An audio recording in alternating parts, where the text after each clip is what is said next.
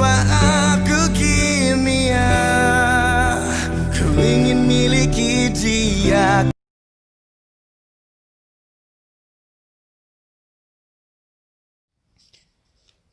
Pengertian sumber data. Sumber data dimaksudkan semua informasi baik yang merupakan benda nyata, sesuatu yang abstrak, peristiwa atau gejala baik secara kuantitatif maupun kualitatif. Sumber data dalam penelitian adalah subjek dari mana data diperoleh. Bila dalam pengumpulan data menggunakan kuesioner atau wawancara, maka sumber datanya adalah responden. Bila dalam pengumpulan data menggunakan observasi, maka sumber datanya adalah benda atau proses suatu benda. Dan bila dalam pengumpulan data menggunakan dokumen, maka sumber datanya adalah dokumen dan catatan-catatan. Selanjutnya kita bahas jenis data. Yang pertama, jenis data berdasarkan sumbernya. 1. Data internal merupakan sebuah data dari suatu organisasi yang menggambarkan sebuah keadaan organisasi tersebut.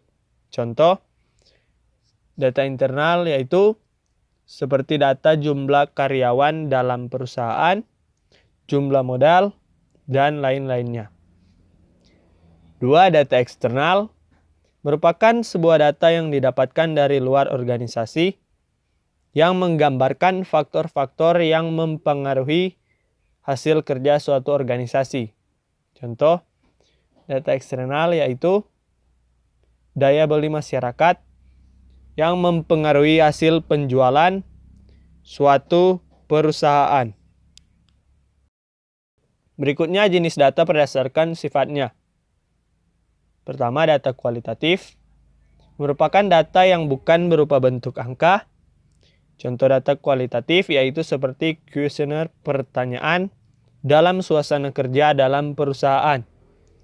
Yang kedua ada data kuantitatif, merupakan data berbentuk angka seperti data besarnya pendapatan atau saham pada perusahaan yang berbentuk angka. Selanjutnya jenis data berdasarkan cara mendapatkannya. Pertama ada data primer, merupakan data yang didapatkan atau dikumpulkan melalui studi-studi sebelumnya yang diterbitkan oleh berbagai instansi lain. Dalam jenis ini biasanya sumbernya tidak langsung, yang berupa arsip-arsip resmi dari suatu instansi.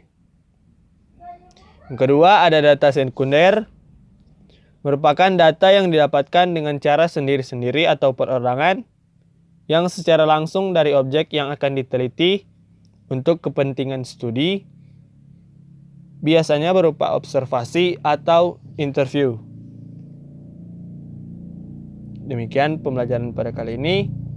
Perhatian ucapkan terima kasih dan semoga bermanfaat.